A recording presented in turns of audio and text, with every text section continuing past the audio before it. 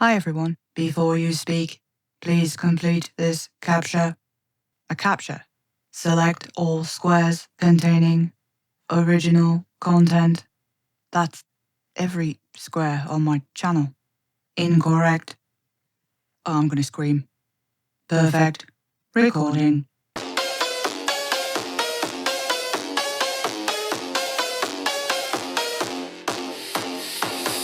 I've always been a bit off. I grew up with my grandparents in the outskirts of St. Gall, Minnesota. You could call them hippies if you want. They were emotionally distant people. I could tell they weren't very close with their child, my mother, and they weren't happy with her decision to have me. Honestly, most of the parenting I got were from the other residents of St. Gall, this close-knit community of outsiders. And my parents? Well, I've never met them. My mother is in jail, possibly for life. Not sure why, but seeing as my dad is dead, I have my suspicions. Honestly though, they've never been part of my life, and I'm not going to start caring now. But I'm here to tell you about one of my most private and weird personal problems. Because of recent events, I've grown a bit existential. I thought it was about time I shared my story. My grandparents told me I had a skin disease, something that could transfer from one person to another if I wasn't careful when spending time with others. They had all kinds of fancy Latin words for it and statements from dermatology specialists. Looking back at it, I should have asked a lot more questions. I figured out it was nonsense by age 7. Either way, I was told to stay away from people and keep to myself. I had to wear gloves at the dinner table, and there were no hugs and kisses. Instead, I'd get a steady, gloved handshake when I did something good, and I was sent to the basement when I did something bad. The basement had no books, which was punishment enough. Just a dark room where I was left to stew on my anxieties. During my formative years, I was homeschooled. I noticed that I kept surprising people with my ability to retain, observe, and use information, while my grandparents might quiz me on European history, for example.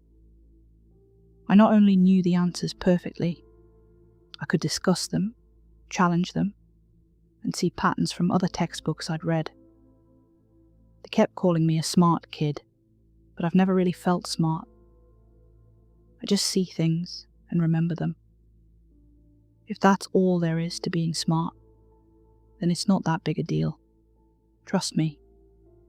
But it came to a point where I could no longer ignore it. People in the community came to me for help, and I started picking up foreign languages. I learned fluent Spanish watching Telemundo, and a lot of German from documentaries about the Second World War. Today I speak 8 languages fluently. But being intelligent, whatever that means, is not just a boon. You're constantly second-guessing yourself, asking if there is a better answer. You're worried you don't have all the pieces of the puzzle. Answers, and the questions that precede them, are never good enough. There's always another step to take, another angle to consider. Imagine being wrecked by constant doubt and insecurity. It leaves a mark on a person, and I'm no exception. I pretty much withdrew from other people. I couldn't imagine myself trying to help others. What if I guided them wrong? What if they took an unwittingly false statement as a fact? It is exhausting trying to be on the right side of knowledge and opinion. I was constantly on edge, withdrawing from St. Gall to focus on myself. I learned to find comfort in nature, mostly from a friend I made as a kid. It was an early morning in May, and the air was still thick with dew. I took a walk around the lake when I noticed this awful cry. The Toussaint couple had been setting up fox traps to protect their chickens, and something was stuck. I hurried over. At first I thought it was a small dog, but the shape of the paws were all wrong. Taking a closer look, I realised I was looking at a baby black bear. The mother was nowhere to be seen, and the little thing was screaming its heart out. I felt awful, but as I approached, it lashed out towards me. I tried to calm it down, and the strangest thing happened. The moment I put my hand on its forehead, it just stopped screaming. The little animal just stared at me confused. Those big dark eyes locked onto mine, and I could tell it knew my intention. It knew I meant it no harm, I'm sure of it. It was just scared, confused, and in terrible pain. "I'll help you," I whispered. "You'll be fine." I made a mental checklist of all the things I needed. It might require stitches, bandages, maybe even a splint. I had to check if the leg was broken or merely sprained. It could be dehydrated, starved, or sick. I didn't see any signs of mange or other diseases, so I just pet the animal, whispering comfort. "I'll be right back." As I stepped away, it didn't panic. It knew I'd be back. I raided our first aid kit and spent most of the day caring for it. I didn't bring it back to the house, as I wanted the mother to have a chance to find it. Instead, I cleaned it, cared for it, and kept it company. The leg wasn't broken, but there was a deep gash. The bear also had a limp when he walked, understandably. I figured it might be permanent. Still, it seemed calm in my presence. In a way, I felt a connection to it. We understood one another in a way that people usually didn't. It listened. He'd lean against me and sleep as I practiced my Mandarin. I called him Wojtek, like the bear the Polish 22nd Artillery Supply Company adopted during the Second World War. I spent 4 days with Wojtek that summer. Every night I'd tuck him in next to a large rock so no wild animals would find him. And every morning I'd bring him eggs, toast, and bacon. My grandparents usually let me eat in my room alone, so they didn't notice me sneaking out to share my dinner. At the night of the 4th day, as I tucked in Wojtek, I heard this rumbling noise, a tree breaking. The sun was setting, and I didn't even notice the black shadow flanking me. I turned around and realized I was facing a fully grown black bear, and I was standing between her and her cub. As she stood up on her hind legs, I remember thinking that I didn't even have the time to panic. I almost laughed. My death would be so sudden, I didn't even get the chance to regret my actions. I froze, looking at those enormous claws, the jaws large enough to swallow my head. As she roared, I could feel my body collapse into the ground. I thought I'd die from the sound alone. Then I noticed Wojtek. He'd stepped out and placed himself between me and his mother. He stood up on his little legs, making this tiny yelp noise over and over. It almost looked like he tried to mimic me, even though it pained him to stand on his wounded leg. I just crawled into a ball and made myself as small as possible. Over and over, I heard Wojtek screaming at his mother. The air grew silent, like that feeling you get before a lightning strike. I held my breath as I heard trees bending and breaking. Looking up, I saw Wojtek limping into the woods, following his mother away from St. Gall. I don't speak bear, but I'll tell you, Wojtek saved my life. I'm sure of it. That summer, I started spending a lot more time with animals. There was something so relieving about being understood without having all these expectations looming over me. Animals are so simple, and so grateful for so little. I started spending more time downtown, helping out at the animal shelter and veterinary clinic. I knew my grandparents wouldn't approve of me spending too much time around other people because of my skin condition.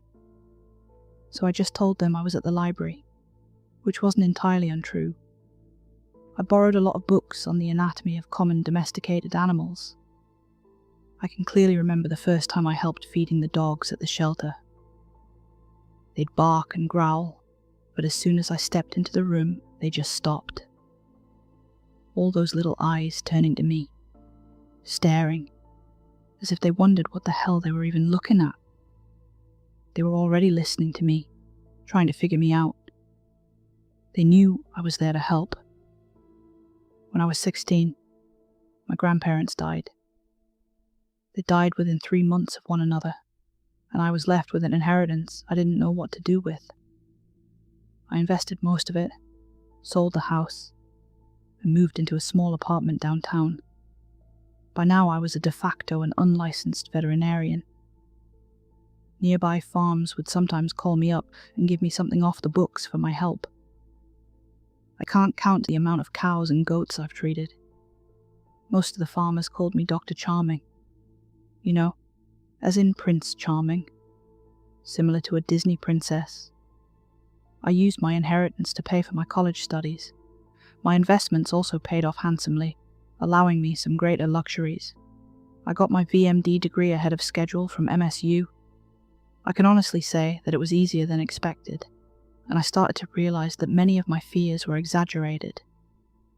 I still lived largely separated from other people though, and I didn't have many friends. I had a few acquaintances, and most of the nearby farmers knew me by name, but that's not really what I'd call a relationship. As I turned 20, I decided I would make a conscious effort to be more social and face my fears. I had known for years that I didn't really have a contagious skin condition. That lie wasn't really all that held me back. Honestly, I just felt like a freak. I'd get lost talking to other people, and it would be exhausting trying not to correct them. Instead, I'd just hold my tongue and stick to subjective topics. Music, film, literature, favourite actor, that sort of thing. It was during and after work, with the others from the vet clinic, that I first met Veronica. I was an unkissed, unloved, and insecure virgin at the time. Veronica took a liking to me, amazed by the amount of random nonsense I could dig out of my brain. She described it as having an unlimited flower bed of trivia she could make bouquets from. I'd never heard anything like it. While our first meeting was short and awkward, our following 4 dates went by like a charm. We'd go for long walks, and she'd ask me all sorts of questions. "It's funny," she'd say. "You could be a literal rocket scientist, but you can't pick up on sarcasm." One thing led to another, and we started dating. Veronica was the charming and outgoing ice pick I needed to break out of my shell, and to this day I credit her with what little social experience I have. She was warm, understanding, and had no trouble explaining social cues I might have missed. It didn't take me too long to get a hang of it, and soon I could hold my own in a conversation with her friends. But things weren't perfect. After about a month, I remember waking up in the middle of the night to find her sitting at the edge of the bed, crying hysterically. She'd hold her face in her hands, shivering and unblinking. I'd never seen her do that before. As I held her, she just started speaking nonsense. "None of it matters," she'd say. "We're nothing but walking wheat. Broken clocks. We're useless, fragile, and so insignificant." I'd try to calm her down, but it was impossible. We'd sit for hours, and she'd just spew these horrible existential anxieties. She'd have these mental breakdowns every now and then, several times a week, and she started recoiling from my attempts to comfort her. I made her feel this awful dread. "It just feels like you're going to tell me something awful," she explained. "You're in my head, and I want you out." It worried me how much she reflected my own anxieties, and it was clear I was making her unhappy. My worst thoughts were coming out of her mouth. So we broke up. That relationship lasted a few months in total, but I couldn't get over it. The way I'd turned her from this happy-go-lucky and independent woman to a nervous wreck, it made me feel like an abuser.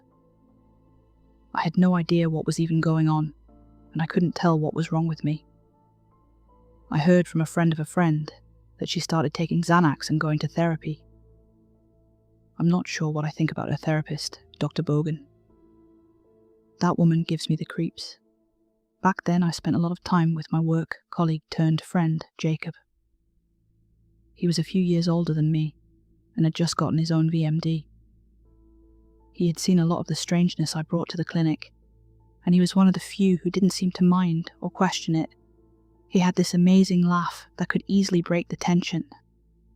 I remember this one night we spent at the bar, about after a week after my breakup with Veronica. It was one of the first times I got really drunk. That bottle of blueberry wine felt like stepping on a goddamn landmine, and my shell just cracked wide open. I'd gush about how amazing she was, how she made me feel, how beautiful she was. I'd quote love poems by Burns and Keats, laugh, cry, and finish most of the bottle on my own. At the time, Jacob was nothing but supportive. He'd pat me on the back, he'd make sure I drank plenty of water, and he'd ask me all kinds of follow-up questions. He just wanted me to get it all out. He actually told me it was nice to see me act all human for once. At the end of the night, he helped me get back home. Before we parted ways, I gave him this big hug, and he just froze. 2 weeks later, I found out he and Veronica had started dating. Out of nowhere, he'd just started courting her. She'd appreciated the attention, and the two had gotten along. Jacob was absolutely smitten by her, and she had found someone willing to overlook and tolerate her exhausted mental state. The two of them just turned into this natural couple, like I'd never even been a part of the equation. Honestly, it kind of pissed me off. I quit my job and moved to the next town over. They, on the other hand, got married. I wasn't invited to the wedding. For a few years, that's been my life. I've been keeping to myself and spending time with the local wildlife. I've taken a few trips to Europe and reinvested my winnings. I've had a few short relationships with a handful of women, but as soon as I saw a hint of what happened to Veronica reflect in their behaviour, I've had to leave. I've left a trail of broken hearts, and after a while, I just stopped trying to justify it. I was being selfish. I couldn't keep hurting people just to get over my own insecurities. It wasn't until a Thanksgiving parade last autumn that I accidentally ran into Jacob and Veronica again. They had brought their kids, and I barely recognized the two at first. They looked so suburban. As Jacob's oldest son was waving a balloon around, I noticed Jacob staring at me from across the road. I figured enough time had passed that we could talk as adults, so we met up after the parade.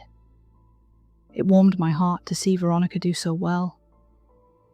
A few memories of her beautiful hair on the pillow next to me surfaced, and I felt this warmth in my chest. As she stepped away to help her kids use the restroom, Jacob approached me. He had this uneasy smile, something I'd never seen on him before. We shook hands, and his smile faded away. "You want to talk to her?" he asked. "No, I just wanted to see how you were doing. Long time no see, you know." "Sure about that?" he chuckled, trying to diffuse the tension. "Yeah, sorry, I didn't mean to." No, said Jacob, nodding. "I get it. No worries, man. It's all history." He looked down on his hand, blinking. "But if it's okay with you," he continued, "I'd like for you to piss off and leave my wife alone." I want to say that was the last time I saw Jacob, but that wasn't the case. He added me on Facebook so he could stalk me. He'd send me long emails, talking at length about how he knew what I really felt for his beloved Veronica. It'd be these absurd, paranoid rants. He'd ask me about my dreams, about my intentions, even creepy private things, like how I'd touch myself while thinking about her. "That's my wife," he'd write. "I know how you feel about her, and I'll wring your fucking neck if I see you looking at her like that again.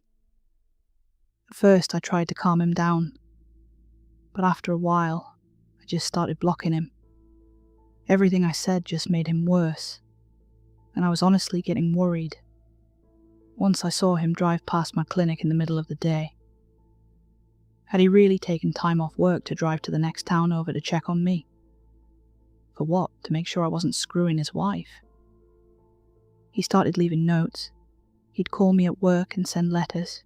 He'd get new email addresses and get past my filters. I honestly considered calling the police, and I told him as much. Huge mistake. A few months ago, I was out jogging down a nearby trail. I was listening to a lecture on 40s filmmakers and had blocked out most of the world. It is nice just to keep my mind busy. It helps me compartmentalize my anxiety. As I was passing by a broken streetlight, I suddenly felt a push. I was knocked forward, scraping my hands and knees on the pavement. Surprised, I just thought I'd tripped on something. As I turned, I realized I was being attacked. It was surreal seeing Jacob there. He wasn't wearing his reading glasses, and he just stared at me with the same unblinking eyes that Veronica used to get. In his right hand was a pistol, pointed in my direction. "Get up," he spat. "Now!" 1,000 possibilities raced in my mind. I had to comply, but I also had to make an escape plan. I could feel my thoughts kicking into high gear, brain locking itself into running 100 possibilities at once. I just stood there opening and closing my mouth like a trout out of water. My brain was drowning in thoughts on dry land. "Step off the path," he continued. "Walk. You don't get to talk," he screamed. "You don't get that privilege. You get to step off the path, and you get to do what I say." I nodded and started walking. Jacob's hand was trembling. I could hear the rattle of the fully loaded magazine. We stepped off the trail and into the woods, stepping over logs, bushes, and zigzagging between saplings. It felt like an eternity.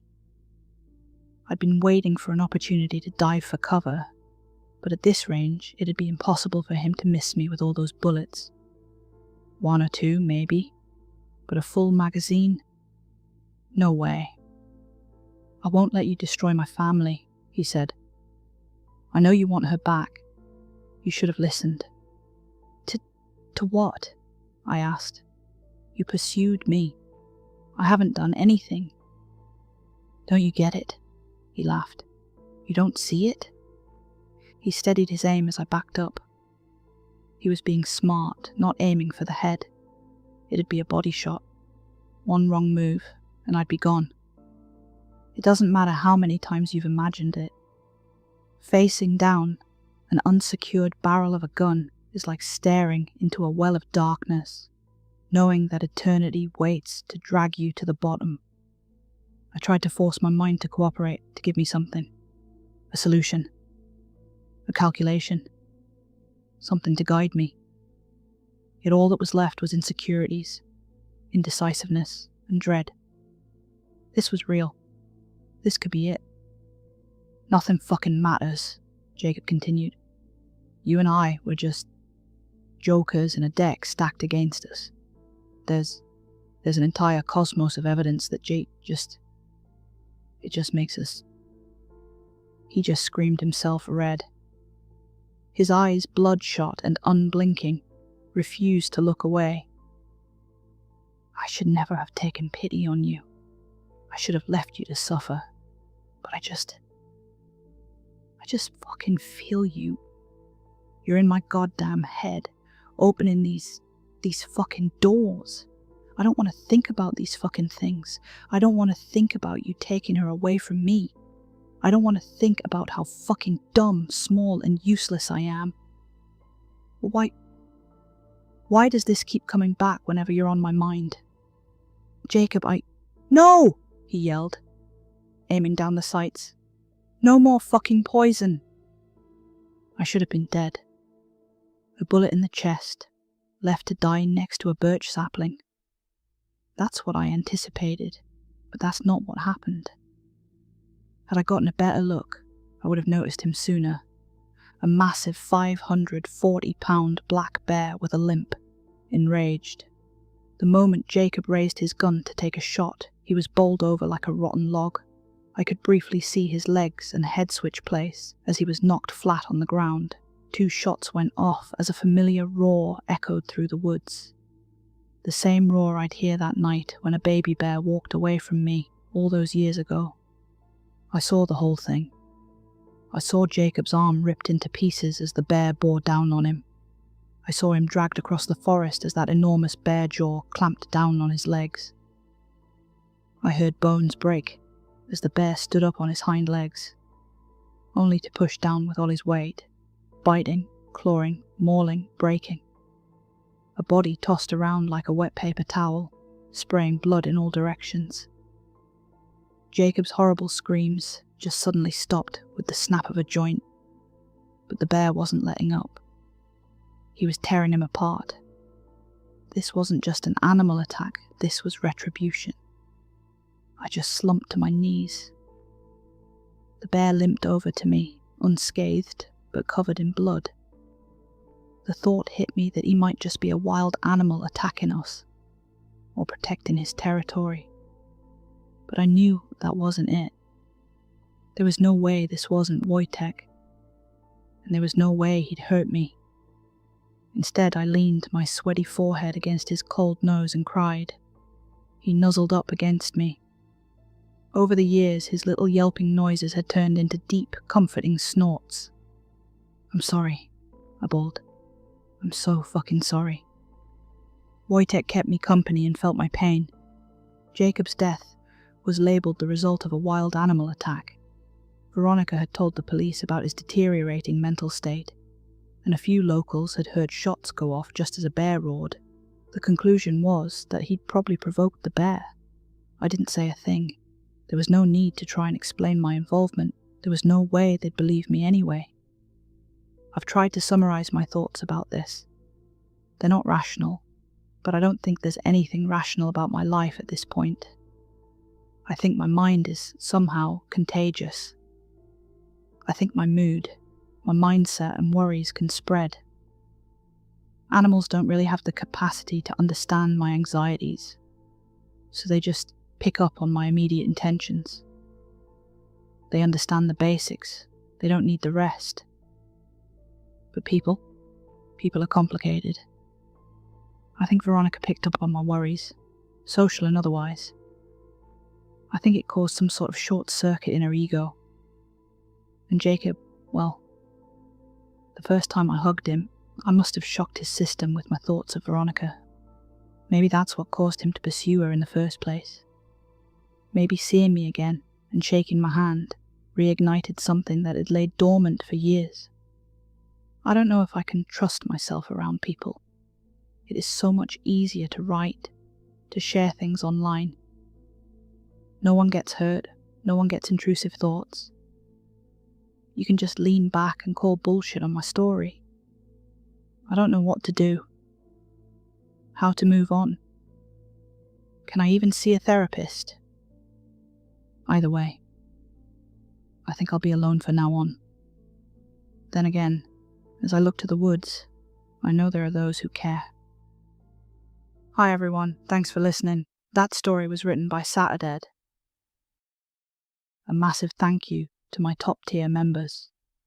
Mark Mathern, 7322 and Ever New, and of course the Corvus Vale residents and Patreon members mentioned in the description. You're all awesome. If anyone would still like to support the channel, I do have a Patreon. Different tiers have different perks, so go check that out if you have a minute.